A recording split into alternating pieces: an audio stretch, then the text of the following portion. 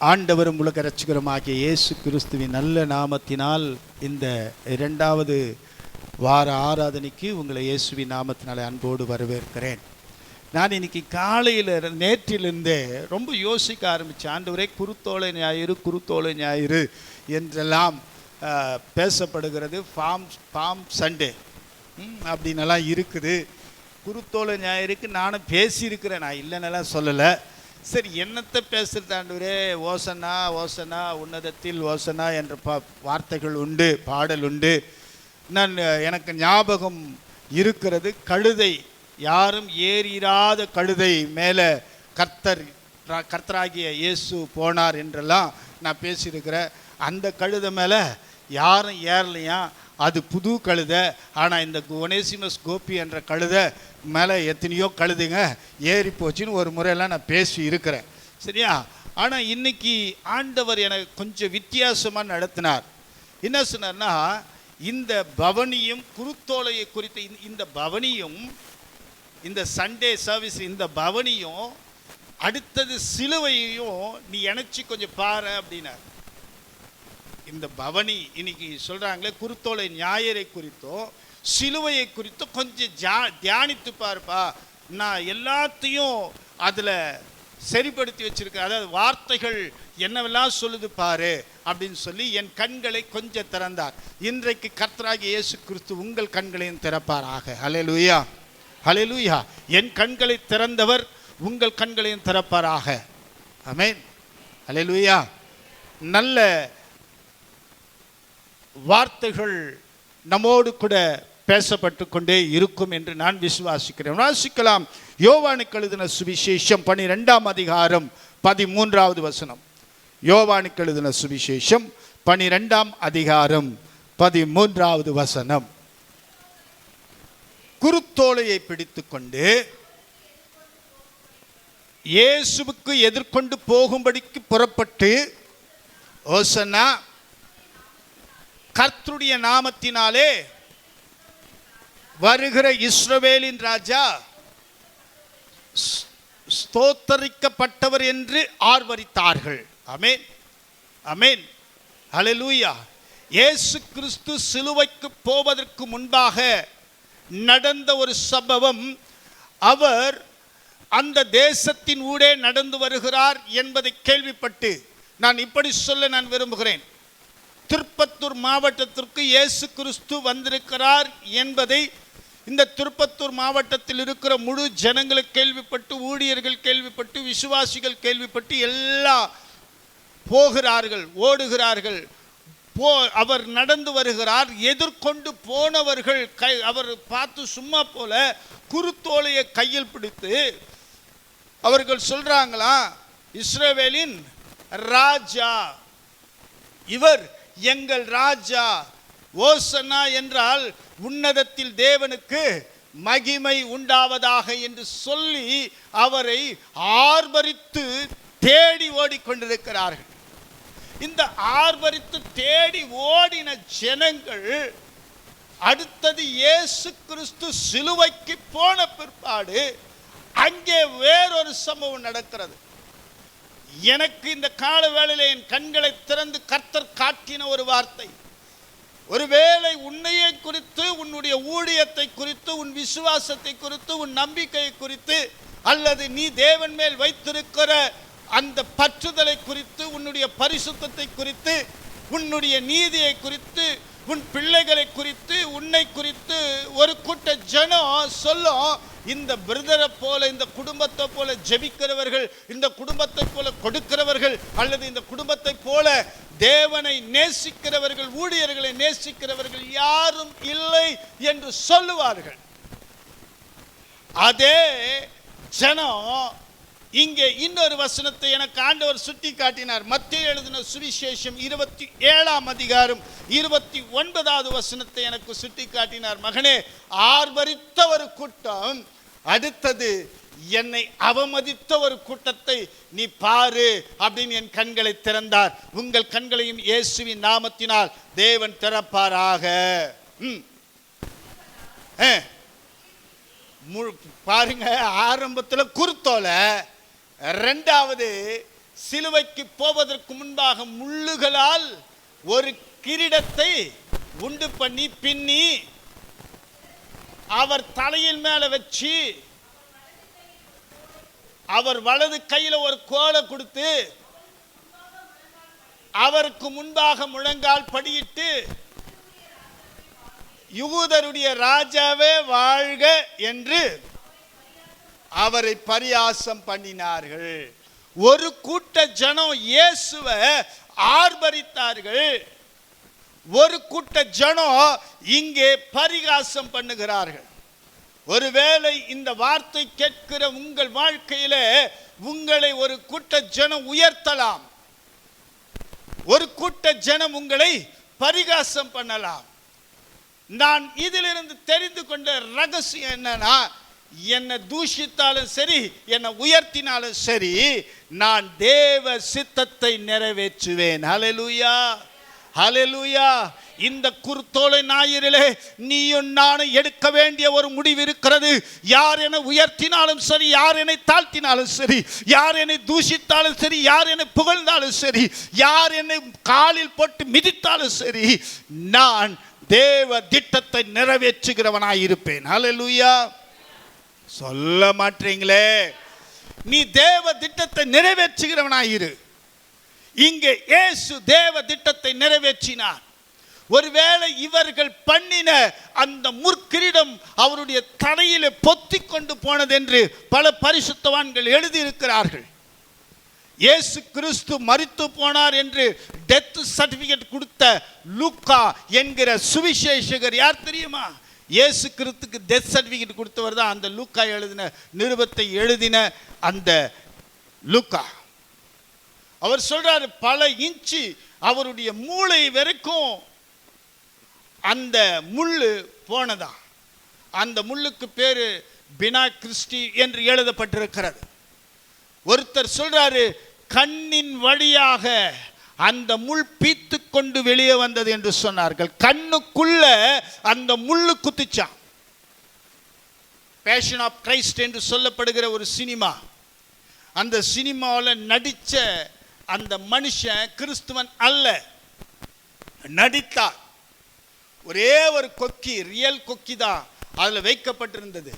ஆனால் அடிக்கும்போது அவர் மேலே ஒரு பலகையை வச்சுட்டு தான் இப்படி அடித்தாங்களாம்.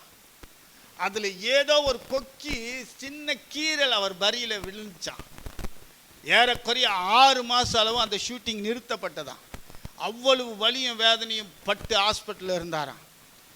அந்த மனுஷன் நல்லா ஆயிட்டு வந்து இயேசுவை ஏற்றுக்கொண்டாராம். காரணம் அவர் சொன்னாராம், ஒரு கொக்கியே என் வாழ்க்கைய 6 மாதம் படுக்க வைக்குமானால் ஆண்டவராகிய இயேசு கிறிஸ்து அடிக்கப்பட்ட அந்த சாட்டையில இருந்த அத்தனை கொக்கிகளும் அவருடைய சரீரத்தை பீத்ததே.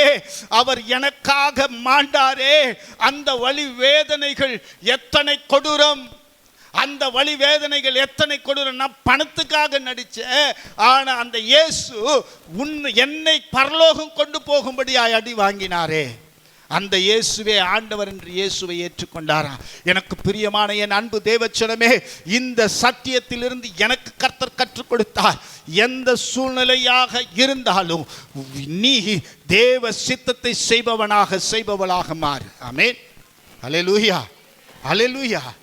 உன்னை இகழ்ந்தாலும் நீ தேவ சித்தத்தை செய்கிறவனாய் இரு, உன்னை புகழ்ந்தாலும் நீ தேவ சித்தத்தை செய்கிறவனாய் இரு. ஆமென், அல்லேலூயா. எனக்கு பிரியமான என் அன்பு தேவச்சனமே, அடுத்த 2வது காரியம், மத்தேயு எழுதின சுவிசேஷம் 21ஆம் அதிகாரம் 9வது வசனத்தை வாசிங்க. மத்தேயு எழுதின சுவிசேஷம் 21ஆம் அதிகாரம் 9வது வசனம்.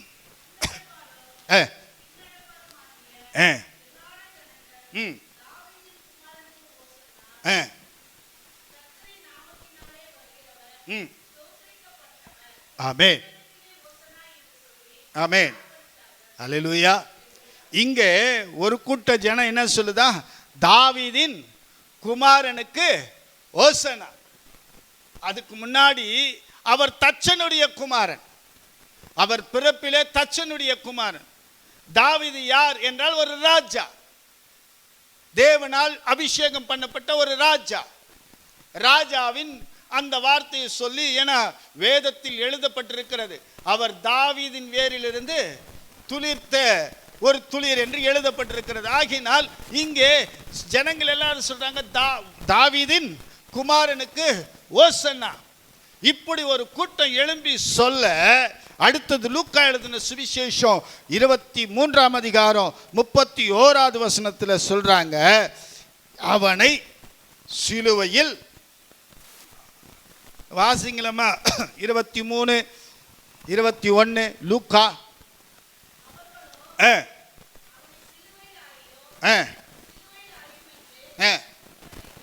அல்லேலூயா. இங்கே தாவீதின் குமாரனுக்கு ஓசனா என்று சொல்லுகிற ஒரு கூட்டம், அவன் ராஜா, ராஜாவின் குடும்பம், ராஜ கோத்திரம், அது இதுன்னு சொல்லி புகழ்ந்த ஒரு கூட்டம் உண்டு. இன்னைக்கு உன் வாழ்க்கையிலும் என் வாழ்க்கையிலும் திரும்ப திரும்ப ஏன் எனக்கு கர்த்தர் இதையே திரும்ப திரும்ப என்னோடு கூட வலியுறுத்தி பேசுகிறார் என்று தெரியல.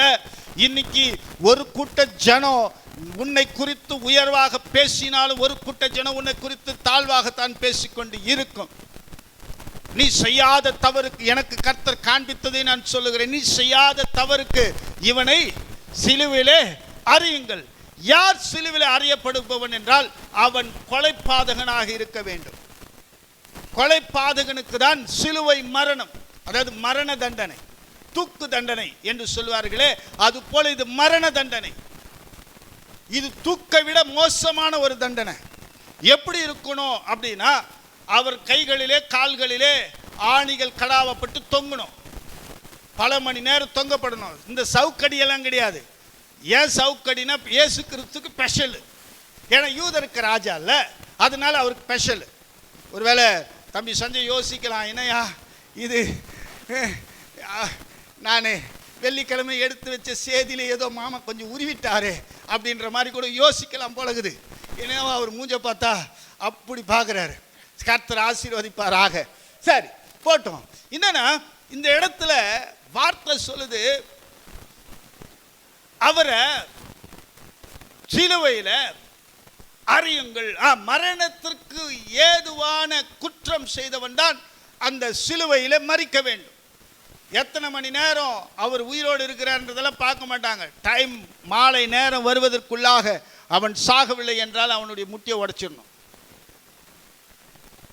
2 முட்டியை உடைச்சிடணும். முட்டியை உடைச்ச உடனே அப்படியே ரத்த வெள்ளத்தில் கத்தி கதறி கூப்பாடு இட்டு அவன் உயிர் பிரியணும்.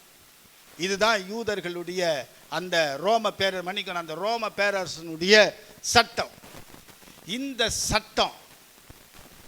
இந்த சட்டத்திற்கு யாரை உட்படுத்துறாங்க பார்த்தீங்களா? உன்னதத்தில் வாசம் பண்ணின இயேசுவை. அல்லேலூயா, அல்லேலூயா.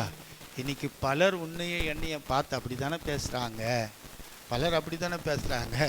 ஐயோ யோகிய காட்சி, இவனும் ரொம்ப யோகியமாக பேசுகிறாளே, இவன் ரொம்ப யோகியமாக பேசுகிறானே, இவன் ரொம்ப யோகியன், இவனை பற்றி எனக்கு தெரியாது, இவளை பற்றி எனக்கு தெரியாது, இவங்க குடும்ப பேக்ரவுண்டு எனக்கு தெரியாது, உன்னை பற்றி அப்படி தானே பேசுகிறாங்க. பேசுகிறவன் பேசட்டும். இயேசு கிறிஸ்துவையே சிலுவையிலே அறியுங்கள் அறியுங்கள் என்று கூப்பாடிட்ட கூட்டம்தானே. அல்லேலூயா. உன்னதமான தேவனையே கொலை செய்ய திட்டமிட்ட கூட்டம்தான் உன்னையும் குற்றப்படுத்துகிறது. ஆமென். நீ நம்பு. உன்னை குற்றப்படுத்துகிறவர்களை பார்த்து நீ பொறாமையும் படாத, கோபமும் படாத. இன்னிலிருந்து ஒரு தீர்மானம் எடு. உன்னை குற்றவாளின்னு சொல்றாங்களா? இயேசு சிலுவையில் சொன்ன வார்த்தையை சொல்லு. பிதாவே, சொல்லுவீங்களா? சொல்லுவீங்களா? என்னைக்கு சொல்லுவீங்க? என்னைக்கு சொல்லுவீங்க? என்னைக்கு சொல்லுவீங்க? கண்கட்ட பிரகாரம் பிற்பாடு சூரிய நமஸ்காரம் பண்ணாதிருங்கள். சிலர் சொல்லுவாங்க சாகிற நேரத்தில், ஐயோ மன்னிச்சிரு. இந்த லெவலெல்லாம் நமக்கு இருக்கக்கூடாது. இன்னைக்கே மன்னிப்பு கேளு ஆண்டவர் இடத்துல. அல்லேலூயா. இன்னைக்கே உன்னை குற்றப்படுத்தினவங்கிட்ட போய் மன்னிப்பு கேள். அல்லேலூயா. உங்ககிட்ட சண்டை போட்டவங்ககிட்ட இன்றைக்கே போய் மன்னிப்பு கேள். உண்மைதாங்க சொல்கிறேன். உன்னை குறை பேசினாங்கல்ல, அவங்ககிட்ட இன்றைக்கே பேசிடு. ஆமென். ஆமென். சத்தம் வரலையே, சத்தம் வரலையே, சத்தம் வரலையே, சத்தம் வரவே இல்லையே. ஷர்மி யோசிக்கிறேன், நான் யார சொல்லுவேன், நான் யார. அந்த பொண்ணு குற்றப்படுத்துகிற ஒரே ஒரு ஆள் நான் மாத்திரம்தான். போன வாரம் போய் அவ்வளோ கம்ப்ளைண்ட்டு. நான் முட்டை சாப்பிட மாட்டேன்னு சொன்னேன். அங்கிள் சாப்பிட்டே ஆகணும்னு உக்காந்து 1.5 முட்டை கொடுத்தாரு. இன்னைக்கே பேசிரு. அல்லேலூயா. உண்மைதான் சொல்கிறேன். பல நேரம் நம்முடைய வாழ்க்கையில் இப்படி சொல்வதற்கு கூட ஆள் இல்லாமல் கடந்திருக்கிறோம். எப்படி? சாப்பிடுமான்னு சொல்கிறதுக்கு கூட ஆள் இல்லாத கடந்து, சாப்பிடுப்பான்னு சொல்கிறதுக்கு கூட ஆள் இல்லாத கடந்து. நீங்கள் நல்லா யோசித்து பாருங்களேன். இயேசு என்ற தெய்வம் நமக்குள்ளே வந்த பிற்பாடு ஒரு ஐக்கியம், ஒரு உறவு, ஒரு அன்பு, ஒரு சமாதானம். ஆமென். அல்லேலூயா. அந்த இயேசுவே மன்னிச்சிட்டாரே. மன்னிச்சாரா? மன்னிச்சாரா?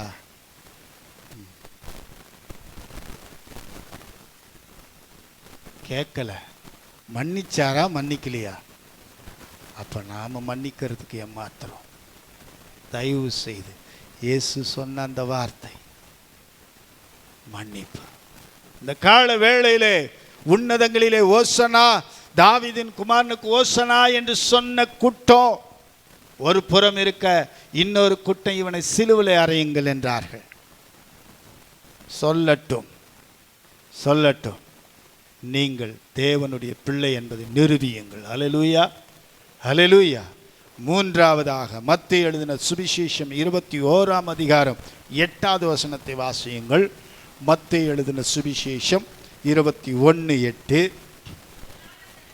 ம் ம் ம் ம் ம் ம் இங்கே எனக்கு உண்மையாங்க எனக்கு ரொம்ப ஆச்சரியமாக இருந்துச்சு இந்த வார்த்தைகள் எல்லாம் நான் படிக்கும்போது. ஒரு கூட்ட ஜனம் தங்களுடைய வஸ்திரங்களை கொண்டு வந்து ஆண்டவர் போகிற அந்த கழுதைக்கு முன்பாக கழுதை வஸ்திரத்து மேலே போன்ட்டு விட்டாங்களாம். கழுதை வஸ்திரத்து மேலே கழுதை. இந்த கழுதைய ஒனேசிமஸ் கோபின்ற ஒரு கழுதைக்கு இது பாருங்க. இந்த கழுதைய இயேசு பயன்படுத்தினதுனால இந்த கழுதை குட்டிங்கெல்லாம் உக்காந்து இந்த வார்த்தை கேட்குது. அல்லேலூயா, அல்லேலூயா, அல்லேலூயா. இந்த கழுதைக்கு வந்த வாழ்க்கையை கொஞ்சம் யோசித்து பாருங்க. அதை நான் உங்களுக்கு சுட்டி காட்ட விரும்புகிறேன். இந்த கழுதைக்கு ஏன் நான் உங்களை கழுதைன்னு சொல்லுவானே. அப்புறம் கழுதுன்னு சொன்ன வெள்ளிக்கிழமை அவர் அன்றைக்கே நம்மளை கழுதுன்ட்டார், வெள்ளிக்கிழமை லீவ் போடலான்னு போட்டிங்கன்னா அது வேறு. இந்த கழுதைக்கு வஸ்திரம் விரிக்கிறாங்க. வஸ்திரத்தின் மேலே இயேசு நடக்கலை. வஸ்திரத்தின் மேலே எது நடந்துச்சு? நான் உங்களையா சொன்னேன்? என்ன தானே சொல்கிறேன், தைரியமாக சொல்லுங்களேன். வஸ்திரத்தின் மேலே எது நடந்தது? வஸ்திரத்தின் மேல் எது நடந்தது? கழுதை வஸ்திரத்தின் மேல் எது நடந்தது? ஆமென்.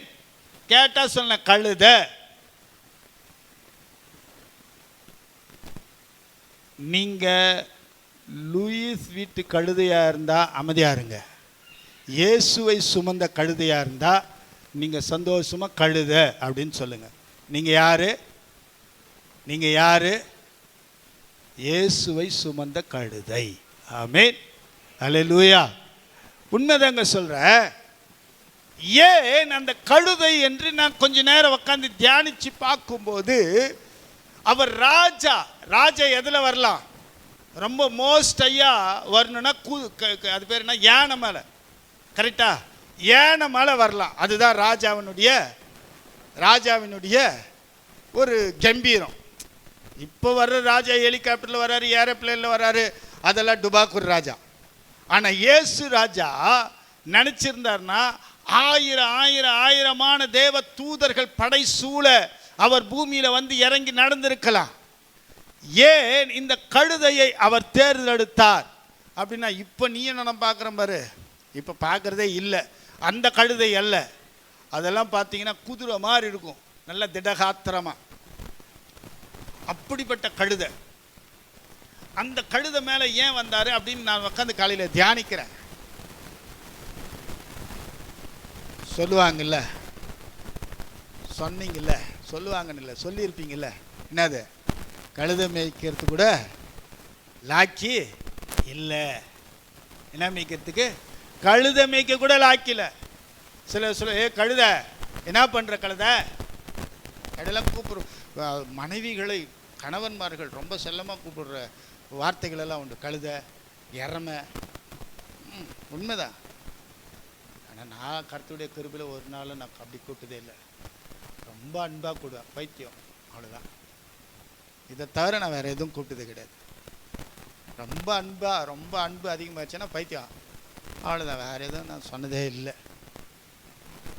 சாட்சி 30 ஆண்டுகள் நான் அப்படி தான் வாழ்கிறேன். ரைட், போட்டோம்.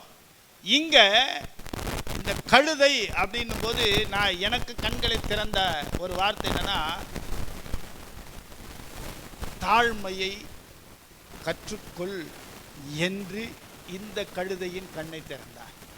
எந்த கழுதைய? இந்த ஒனேசிமஸ் கோபி என்ற கழுதையின் கண்ணை திறந்தார். என்ன பண்ணு, நீ தாழ்மையை கற்றுக்கோ. இயேசு என்ற மகா பரிசுத்தவான் உன் மேலே இருக்கிற வரைக்கும் தான் கழுத. நீ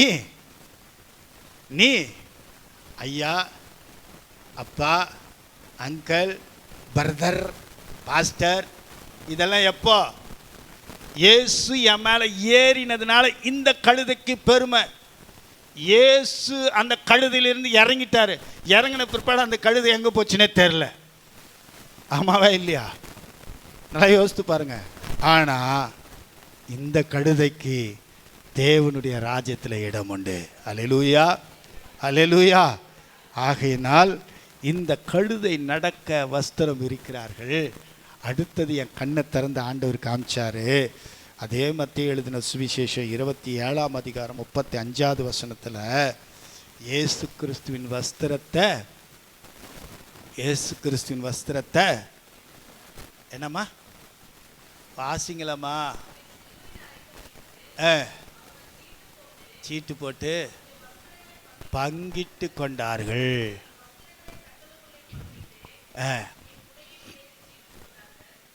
சங்கீதம் 22:18 இருக்குது. இல்லை குறித்து வச்சுக்கோங்க அந்த வார்த்தை. என் சீட்டின் மேலே, என்னுடைய வஸ்திரத்தின் மேலே சீட்டை போட்டார்கள் என்று எழுதப்பட்டிருக்கிறது. சரி, இந்த இடத்துல அவர் வருகைக்கு எவ்வளோ பேர் போயிருப்பாங்கன்னு தெரியாதுங்க. அவ்வளோ ஜனம், திரள் கூட்ட ஜனம் தங்கள் வஸ்திரங்களை போடுறாங்க. ஒரு சிலர் ட்ரெஸ்ஸு தான் வஸ்திரம் எடுத்துன்னு போகாதவங்களாம் என்ன பண்ணுறாங்கன்னா மரக்கிளைகளை வெட்டுறாங்க, அங்கே குருத்தோலை பிடிச்சி ஓசனான்றாங்க. எவ்வளோ சந்தோஷமாக ஆர்ப்பரிக்கிறாங்க. அடுத்தது அவர் சிலுவை மரணத்துக்கு ஏறின உடனே அவர் வஸ்திரத்தை பங்கிடுறாங்களாம். அதை ஒரு ஒரு ஒரு ஒரு இவர் எழுதுகிறாரு அதை குறித்து. அது தையல் போடாது இருந்த வஸ்திரமா. ஃபஸ்ட்டு கிழிச்சு பங்கிட்டுக்கலான்னு தான் யோசனை பண்ணியிருக்கிறாங்க. ஏன்னா அவ்வளோ காஸ்ட்லி ட்ரெஸ்ஸாக, அது அவ்வளோ காஸ்ட்லியாக கிழிச்சு பங்கிட்டுக்கலான்னு. அப்புறமா யோசித்து பார்த்தாங்களா, இல்லை இது கிழிச்செல்லாம் பங்கிட வேணாம், இது அப்படியே யாருன்னா ஒருத்தர் எடுத்துக்கலாம், நான் எடுத்துக்கிறேன், நீ எடுத்துக்கிறேன்னு. இப்போது அந்த ஏலம் கேட்டு, ஏலம் தானே சொல்லுவாங்க. அதுக்கு பதிலாக என்ன பண்ணிட்டாங்கன்னா, என் பேர், சஞ்சய் பேர், ஜான் பேர், ரமேஷ் பேர், யார் யார் வேணும்னு கேட்டாங்களோ அத்தனை பேரையும் எழுதி குலுக்கு சீட்டை போட்டு, இருக்கிறதுலே சின்ன பையன் யார், இந்த செல்வம் பேரனை கூப்பிட்டு எடுக்க வச்சாங்க சீட்டு.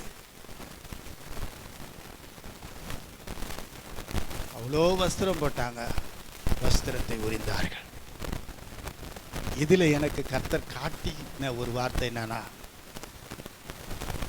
தேவனுடைய பிள்ளைகள் செய்த அல்லது செய்கிற தவறை உருவி காட்டுகிறவர்கள் யாரு?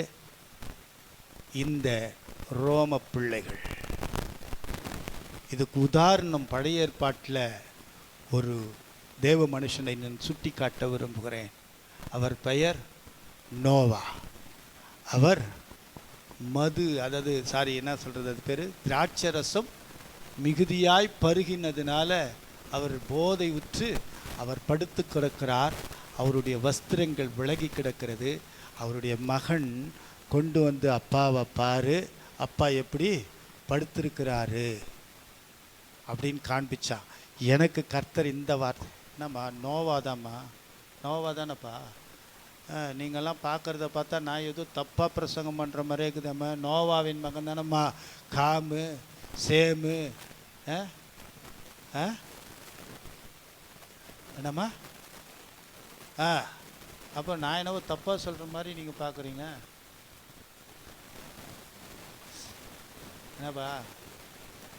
என்னப்பா நீங்களே பேசிக்கிறீங்க.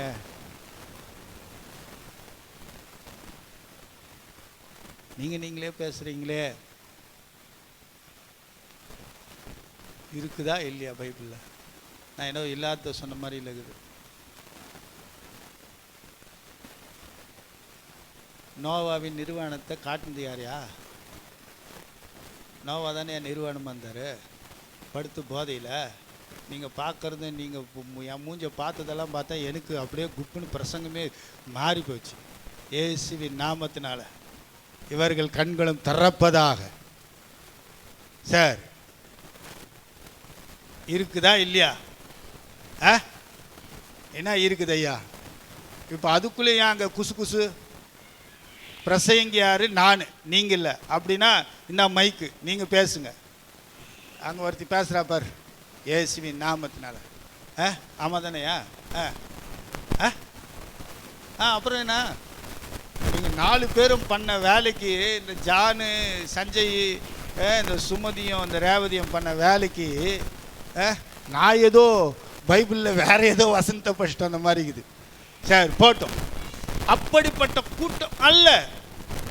அடுத்தவர்களை குற்றப்படுத்தி அடுத்தவர்களுடைய பாவத்தை சொல்லி அதையே சுட்டி சுட்டி காட்டுகிற கூட்டம் அல்ல.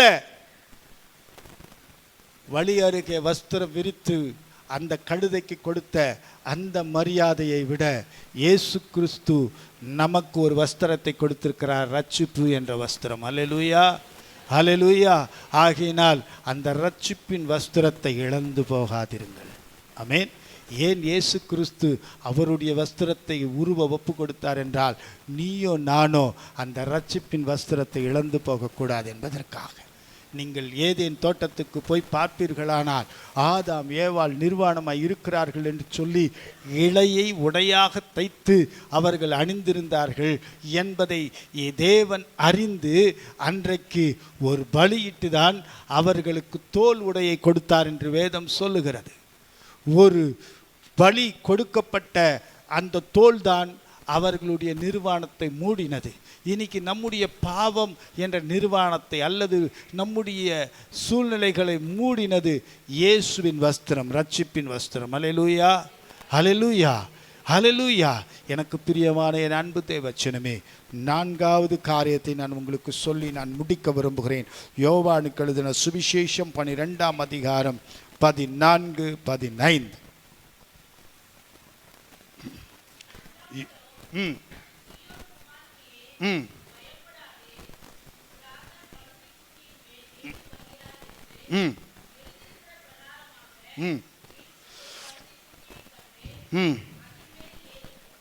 ஆமென். எங்க எழுதி இருக்குதுன்றத நீங்க பார்த்தீங்கன்னா சகரியா 9:9 குறிச்சு வச்சுக்கோங்க. சகரியா 9:9 இந்த இயேசு கிறிஸ்து கழுதையின் மேலே போவார். அங்கே இயேசுன்னு எழுதப்படலை, இந்த வார்த்தை எழுதப்பட்டிருக்கும். கழுதையின் மேலும் கழுதை குட்டியின் மேலும் அவர் ஏறி போனார். அப்படிப்பட்ட தேவனை கொல்கதா என்ற மலைக்கு எருசலேம் வீதியில தன்னுடைய சிலுவையை சுமந்து போகும்படியாய் அந்த ஜனங்கள் செய்தார்கள். யோவானுக்கு எழுதின சுவிசேஷம் 19ஆம் அதிகாரம் 17வது வசனத்தோடு நான் முடிக்கிறேன். இங்கே கழுதை சுமந்து போனது இயேசுவை, கொல்கதா மலைக்கு இயேசு தன்னுடைய சிலுவையை சுமந்து போகிறார். இன்னைக்கு நம்முடைய வாழ்க்கையில ஒரு சின்ன பாடு வந்தாலே அல்லது தலைவலி வந்தாலே நம்ம குறையா பேசிடுறோம். மாத்திரை போய் ஒரு டாக்டரை மன்னிக்கணும், டாக்டரை போய் பார்க்குறோம். என்னங்க அந்த டாக்டர் இன்ஜெக்ஷன் போட்டு அனுப்பியும் என்ன ஆகல? யாரை குறை சொல்லிடுறோம்? டாக்டரை குறை சொல்லிடுறோம். என்ன டாக்டரோ அவரு? என்ன டாக்டரு நான் கேட்குறேன். இப்போ எஸ்தரை பார்த்து என்ன டாக்டர் அப்படின்னா அவர் சொல்லுவா, நான் பிசியோதெரப்பி டாக்டரு. என்ன டாக்டரோ? சரி, மெடிக்கலில் போய் மாத்திரை வாங்கி போட்டான். ஐயோ, அங்கே மாத்திரை வாங்கி போட்டான், அப்போ நல்லா இல்லை, என்ன மாத்திரை கொடுத்தானோ? நீ என்ன கேட்டியா? அதுக்கு தான் அவர் மாத்திரை கொடுத்தாரு. ஊசி போட சொன்னாங்க, ஊசி போட்டோம், ஊசி போட்டோம் நல்லா ஆகலை. என்ன ஊசி போட்டாரோ? ஒன்று அந்த என்ன ஊசி போட்டாரோ அது டாக்டருக்கு தான் தெரியும். இன்னைக்கு நம்ம நிறைய நேரம் இப்படி தான் குறை பேசிக்கொண்டே இருக்கிறோம். இந்த இடத்துல எழுதப்பட்டிருக்கிறது, அவர் கழுதை மேலேயும் கழுதை குட்டி மேலேயும் போவார். அடுத்தது, அவர் தன் சிலுவையை, அதுக்காக சொல்ல, தன் சிலுவையை சுமந்து போனார். நீ பரலோகம் போய் சேர்ற வரைக்கும் இயேசு சுமந்ததை நானும் சுமந்து கடக்க வேண்டியது அவசியமாக இருக்கிறது. ஆமென். சொல்ல மாட்டீங்களே, எப்படிங்க பிரதர், எப்படிங்க ஐயா முடியும்? அவர் இயேசுங்க, நான் மனுஷங்க அப்படின்னா, நான் உங்களுக்கு திரும்ப சுட்டி காட்டுகிற ஒரு இடம் எதுவென்றால், யோவானுக்கு எழுதின சுவிசேஷம் 6ஆம் அதிகாரம் 57வது வசனத்தை தான் நான் உங்களுக்கு சுட்டி காட்டுவேன். நீ கிறிஸ்துவுக்குள்ள, கிறிஸ்து உனக்குள்ள அப்படின்னா, கிறிஸ்து சிலுவையை சுமந்தா நீ சுமந்துதா வர மாட்டேங்குதே வாயில வார்த்தை. சுமந்துதா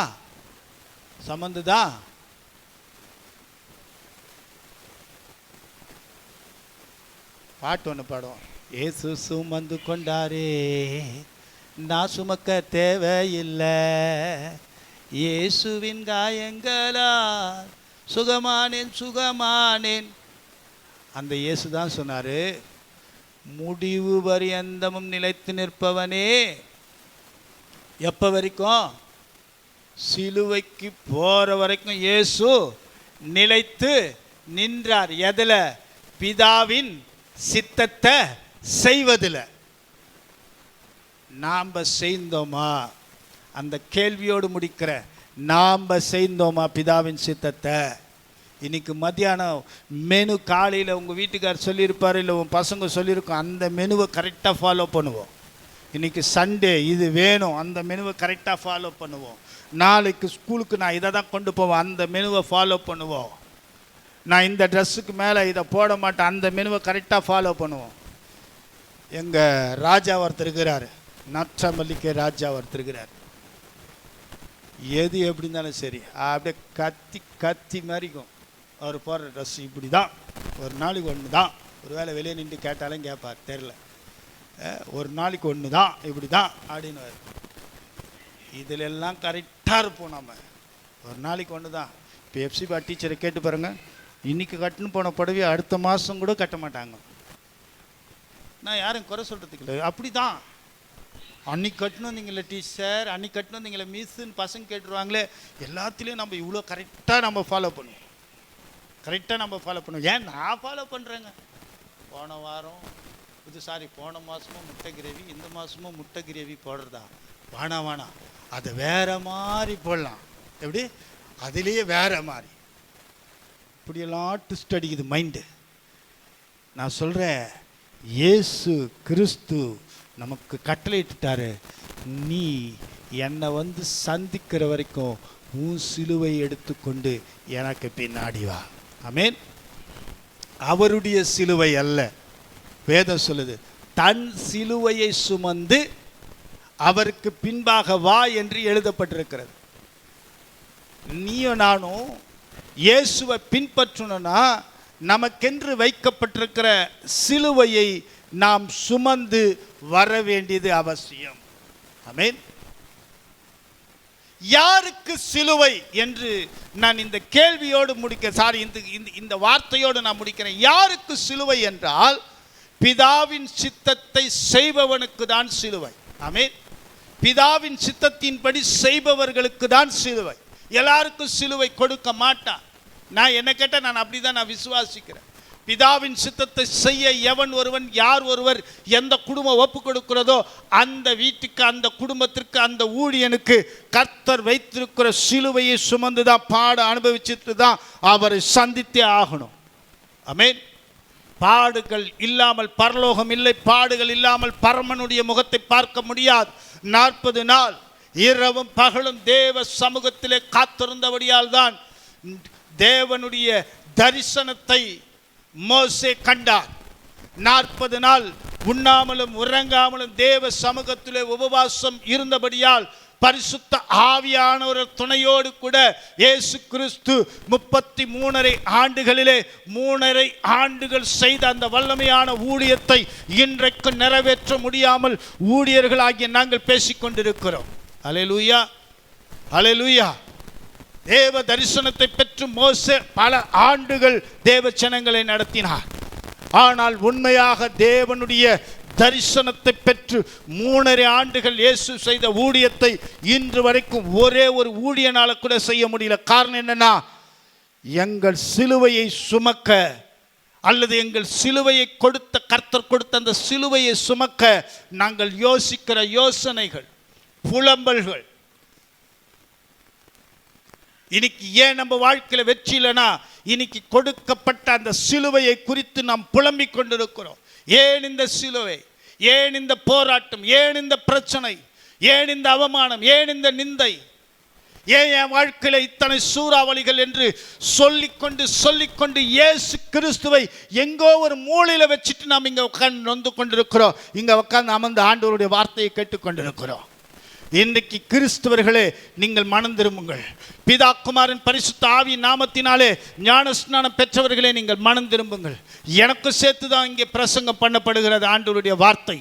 நீங்கள் மனம் திரும்பாமல் உங்கள் சிலுவையை நீங்கள் சுமக்காமல் நான் கிறிஸ்துவன் என்று சொல்வதிலே எந்தவித அர்த்தமும் அல்ல, எந்தவித ஆசீர்வாதமும் வரப்போகிறது அல்ல. எனக்கு ஒரு ஆசை உண்டு. என் சபை விசுவாசிகள் அல்லது இந்த பிரசங்கத்தை கேட்கிற ஜனங்கள் எங்க உட்காரணும் தெரியுமா? தூணாய் இருக்க எனக்கு ஆசை இல்லை. ஜீவ விருட்சத்தின் கனியை புசிக்க எனக்கு ஆசை இல்லை. எனக்கு ஆசை, உண்மையை சொல்றேன், எனக்கு ஆசை. வெளிப்படுத்தின விசேஷம் 3ஆம் அதிகாரத்தில் எழுதப்பட்ட ஒரு இடம் உண்டு. இயேசு கிறிஸ்துவின் வலது புறத்தில் இருக்கிற அந்த சிங்காசனத்தில் அமரும்படியாய் ஆசை. அல்லேலூயா, அல்லேலூயா.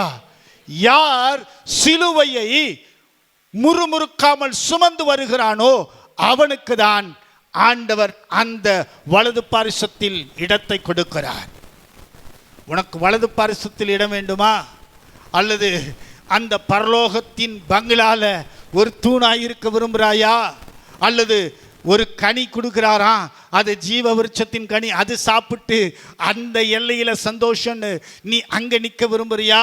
அல்லது ஜீவ கிரீடத்தை தராரா, அந்த கிரீடத்தை போட்டுக்கிட்டு நான் ராணி, நான் ராஜா அப்படின்னு வர விரும்புறியா? அல்லது இயேசு கிறிஸ்து அமர்ந்திருந்த அந்த சிலுவையின் வலது, அந்த சிங்காசனத்தின் வலது பாரிசத்தில் ஒரு இடம் உண்டு.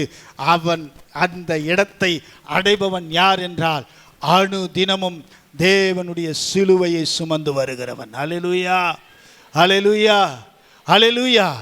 நீ எதற்கு ஆயத்தமாகிறாய்? நீ எதற்கு ஆயத்தமாகிறாய்?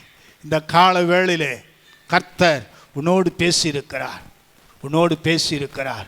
கண்களை மூடி, தகப்பனே, உன்னதத்தில் ஓசனா என்று ஆர்ப்பரித்த கூட்டம் ஒரு புறம் இருக்க, இன்னொரு புறம் யூதருக்கு ராஜா என்று பரிகசித்த கூட்டம், தாவீதின் குமாரனுக்கு ஓசனா என்று சொன்ன கூட்டத்தின் மத்தியிலே சிலுவையிலே அறியுங்கள் என்று குக்கரலிட்ட ஒரு கூட்டம். திரளான ஜனங்கள் அந்த கழுதை ஏறி போக வஸ்திரங்களை விரித்தார்கள். ஒரு கூட்டச்சனம் நம்முடைய வஸ்திரத்தையே பிடுங்கி எறிந்தார்கள். திரளான ஜனம் அந்த வஸ்திரத்தின் மேல் ஆசையாயிருந்தார்கள். கழுதை உம்மை சுமந்து சென்றது, நீர் எனக்காக பார சிலுவையை சுமந்து சென்றீர். இந்த நல்ல கால வேளையில எனக்கும் கற்றுக் கொடுத்தீர். அதற்காக நன்றி. எத்தனை உபத்திரவங்கள் பாடுகள் வந்தாலும் எனக்கென்று நியமிக்கப்பட்டிருக்கிற என் சிலுவையை நான் சுமந்து நான் கடந்து வர எனக்கு கிருபை தாரும். இயேசு கிறிஸ்துவின் நல்ல நாமத்தில் எங்கள் ஒவ்வொருவரையும் ஒப்புக் கொடுக்கிறேன். இந்த வார்த்தையை ஒப்புக் கொடுக்கிறேன். என்னை ஒப்புக் கொடுக்கிறேன். என் பிள்ளைகளை ஒப்புக் கொடுக்கிறேன். இயேசுவின் நல்ல நாமத்தில் பிதாவே, ஆமென், ஆமென், ஆமென். நாம் எல்லாரும் சேர்ந்து சொல்லுவோம். என் ஆத்துமாவே கர்த்தரை ஸ்தோத்திரி, என் முழுவதுமே பரிசுத்த நாமத்தை ஸ்தோத்திரி. என் ஆத்துமாவே கர்த்தரை ஸ்தோத்திரி, கர்த்தர் செய்த சகல உபகாரங்களை மறவாதே. ஆமென். நம் கர்த்தராகிய இயேசு கிறிஸ்துவின் கிருபையும் பிதாவாகிய தேவனுடைய அன்பு பரிசுத்த ஆவியானவருடைய அன்யோன்யமாய்க்கும்படி நடத்துதல் நம் அனைவரோடும் என்றும் என்றைக்கும் ஆண்டவராகிய இயேசு கிறிஸ்துவின் வருவதற்கும் இருப்பதாக. ஆமென். அல்லேலூயா, அல்லேலூயா, அல்லேலூயா.